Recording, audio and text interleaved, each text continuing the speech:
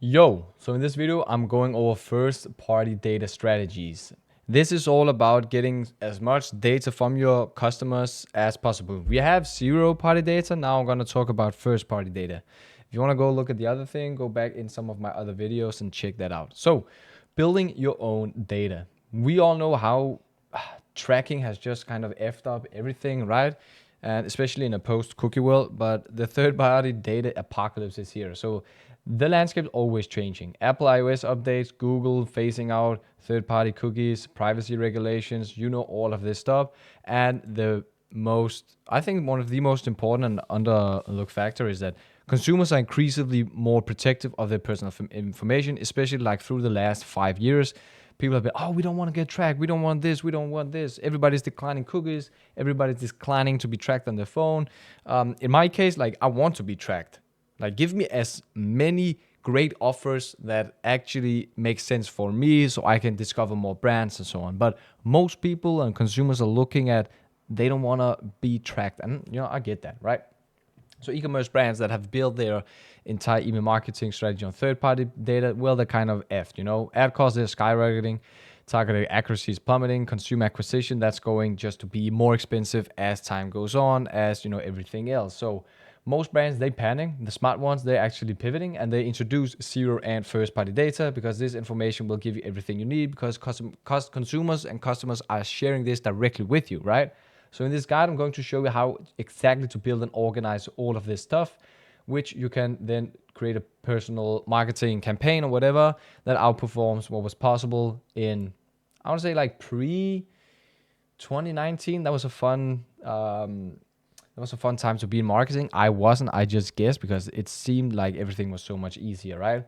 So who am I? I'm JP, I'm Jeppe Schröder. I'm the founder of Marketi and we handle e-commerce, mainly e-commerce clients in all parts of the world. We made our names in Scandinavia, especially in Denmark, Norway, and Sweden. But now we work with brands all over the world, which is great and awesome. So you'll have access to this Gamma doc. I'll paste it in the link just down below. So I won't go too much into detail in this video because you will get the chance to look at this for yourself and also check some of my social media profiles if you want to link with me. And we'll check out our website. That's a pretty cool website. So what is first party data and why does it actually matter? So is the information you can collect directly from your consumers or customers or your audience with the knowledge and consent.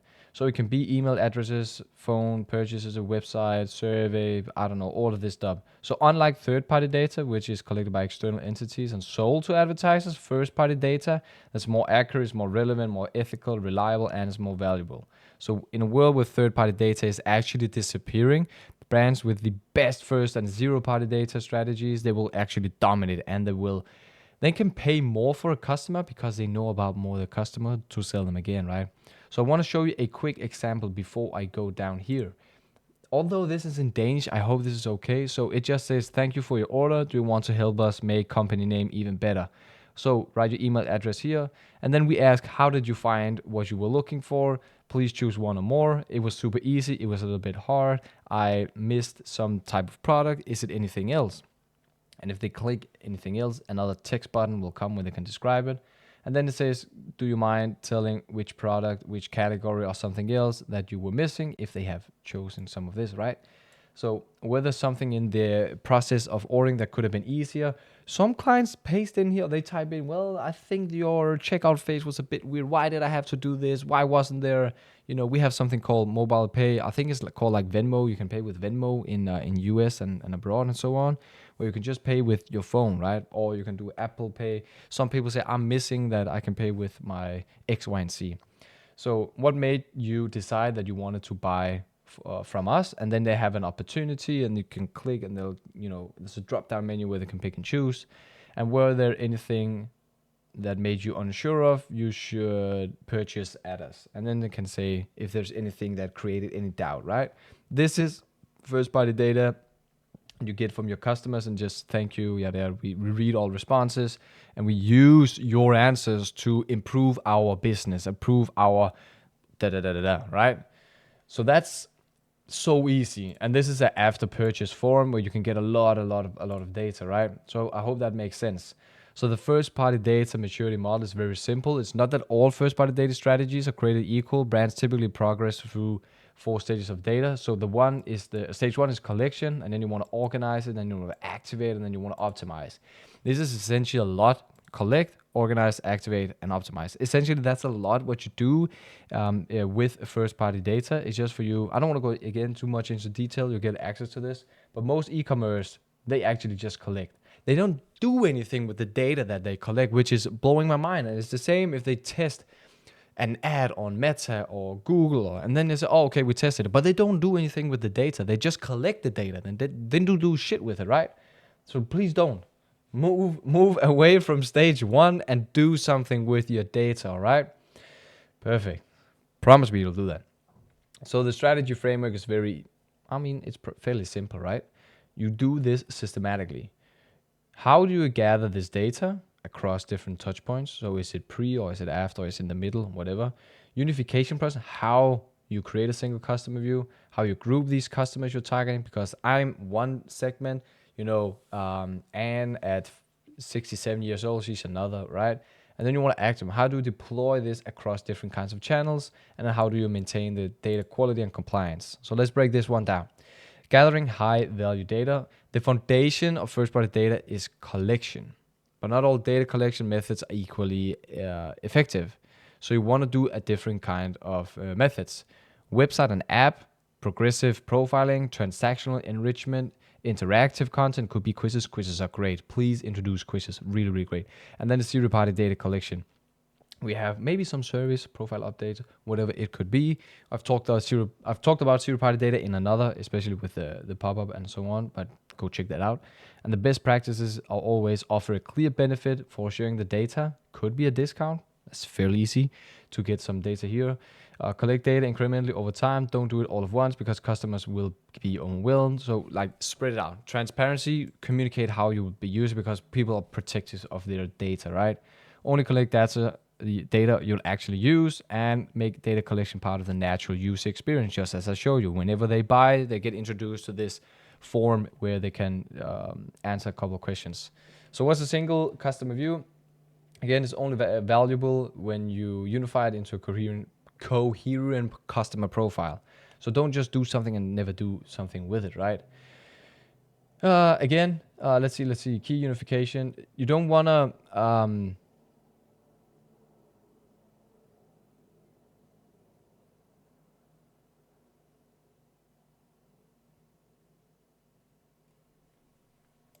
All right, back in. I don't know what just happened. My computer kind of froze, but it didn't froze, so I don't know. But key unification challenges. You want to identify the resolution, connecting actions from all of this. You want to normalize all the data, attribute it, I can never say this word, recanalization, resolving conflicts when the sources disagree, historical integration. You want to introduce the legacy into the new systems, right? Real-time synchronization. So what do?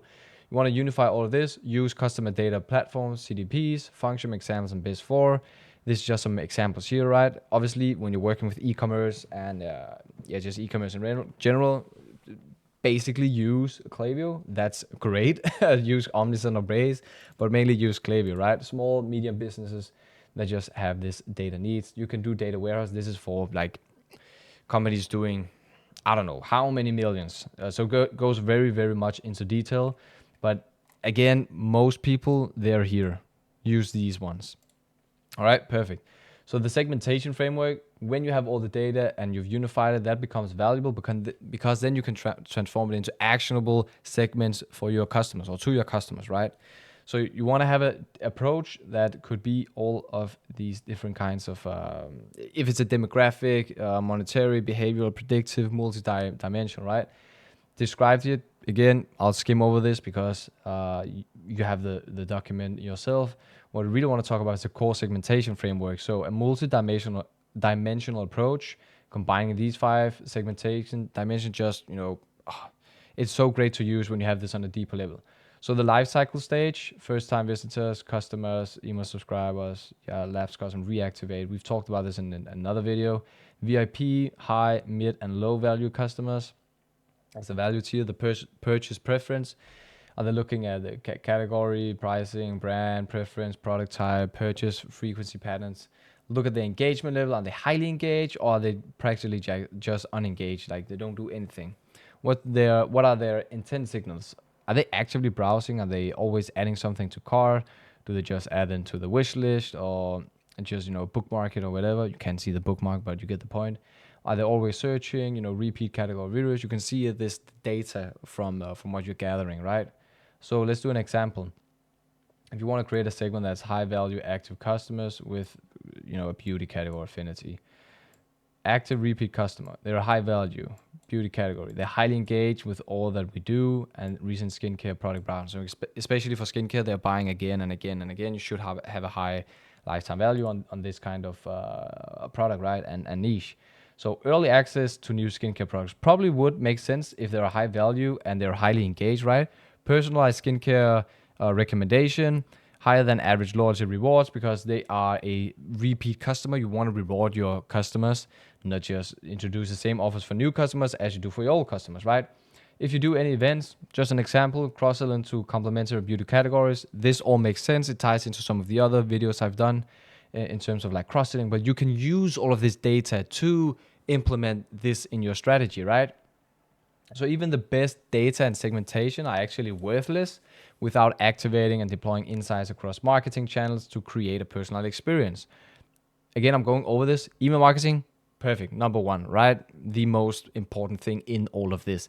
Do it with SMS marketing. You can do it on your ads. Take all of this data and make specified ads to these types of consumers and customers and cold audiences, and do that with your content and your copywriting, right? And customer service, obviously always a bit of the customer service, so you always have some kind of back and forth with the customer where you can do the service to them, right? So want to have all of this and make it into a cross channel, because that's where it really turns on, and the true power of first party data that comes from coordinated experiences. So journey mapping, trigger identification, channel coordination, timing optimization, and use. This is important. Feedback loops are so important when you're having so much data that you can feed on, right? So please ensure that this is right, and obviously compliance. Again, this is something I don't want to go too much into detail, but just manage it correctly. Don't abuse it, and privacy, compliance, and all of this stuff. That's straightforward. So let's go a little bit deeper. You can do something for example, in Klaviyo, you can do predictive customer modeling, or predictive of what they might like if they bought this product, or they might enjoy if they buy this product, or whatever, right? Obviously, personalization is really great. Customer data enrichment, the more data you can get, the better. Zero-party data, again, I mentioned quizzes before. Quizzes are just amazing to use, amazing. And then you want to have some leverage first-party data to improve your ad targeting. This is especially on your Meta ads and TikTok ads. Do please all of this and tailor your content to your customers, that this data you're getting from all of this, right? And how do you measure it? Well, revenue impact, of course. If your conversion rate, or they should improve, and your revenue per subscribers, your LTV should go up, your AOV should go up, and so on. Cost efficiency, this should go down like exponentially. That's up, right?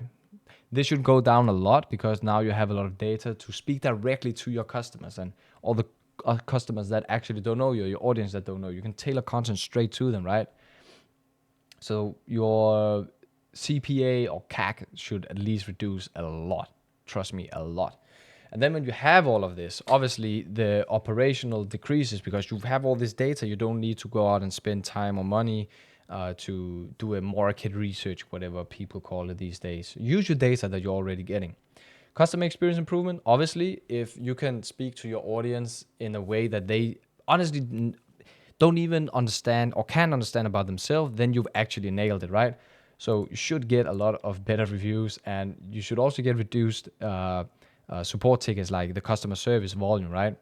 Just a little bit of hack. And obviously the data base should grow, your list should grow, all of this stuff that we've been talking about, growing your list in other videos, these should automatically just increase, right? And you can do a lot of different segments also. So here's your 90-day action plan. Day 1 to day 30, first month, do the foundation of building all of this. Do the everything I've talked about in the beginning. Just gather as much info and data as possible. Then from there on, day 31, segmentation framework, build all of these multi-dimensional models. build your course, the customer segments, and so on, and develop and obviously never stop to do this. And then from day 61 to day 90, this is where you activate everything, where you can play a lot. Because now you should have a lot of data where you can really go into detail and develop some testing frameworks for both your ads and your email marketing, and just establish a system that actually measures your ROI. So here's where most people actually make mistakes. Collection without purpose, as I mentioned in the beginning, most people, they just collect and then like, I don't know what I'm actually doing with the data I'm getting from here, right? Fragmented systems. Please have systems in place, because this will make your job so much easier in the long run than just having it on the cuff. That doesn't make sense. Overwhelming customers, requesting too much information too quickly and too early, and maybe just way too much. Do it step by step to not overwhelm the customers. Poor data governance, like just have something, consistently. Please have this consistently, always establish a clear protocol and ownership of who owns what and what. This is, again, it ties into the privacy. Have control of this and have it in order, just because it will delay you and it will F you up if you don't have this in place at the beginning. That's what I'm trying to say. And then the activation delays, collecting data, but you're slow to actually do anything with it. Kind of the same as in the beginning. If you do it without anything or without a purpose, kind of the same, right? And then I mentioned this once, which before, really important, the feedback loops. Use the response data to improve your interaction with your new and cold traffic and your new audience and your existing audience. So use all of this that you're getting from here and incorporate like feedback loops, because these are important, very important. So my final thoughts: as the third-party data continues to deteriorate, this zero and first-party data, that's just the most important thing, will be so valuable for your marketing asset, not just in email marketing, but just in your general marketing overall. Everybody should have this in place. If not, go get it introduced, right? So it will reduce your dependence on paid ads, because they are just increasing every single day, because more competitors are going in on these platforms. If it's Google, TikTok, Meta, wherever it is, it will always just increase. You can improve your targeting as you have a deeper customer understanding, create better experiences, might have even less customer or support tickets, again, because you have all of this in place. Stronger relationships and gain independence from platform changes and policy shifts. It's something that will always happen, I guess, for like the marketing landscape is always changing. So most importantly, it creates something really valuable for it. It creates an advantage that your competitors cannot replicate. What's actually, I'll say this right now, most brands that we've actually talked with don't have this in place at all. And we talk with a lot of brands. So doing this will already set you apart. So what do you want us this to handle for you? Listen, book a call. Just if I could scroll, book a call. I won't try to sell you anything. I'll just go over a little bit, 15 minutes, and we'll just take it from there. I won't try to pitch anything, but it's more a call of understanding you, understanding your business, and we'll just take it from there. If you're not ready for all of this yet, you can download my 80-page email marketing Bible, where some of this and a lot of other things are incorporated into it all. So first party and zero party data strategies, implement all of this, then you're already ahead of most of your competitors. And I don't think there's too much else to say. I want to thank you for watching the video, and I'll get you the link to this document, and connect with me on LinkedIn. Peace.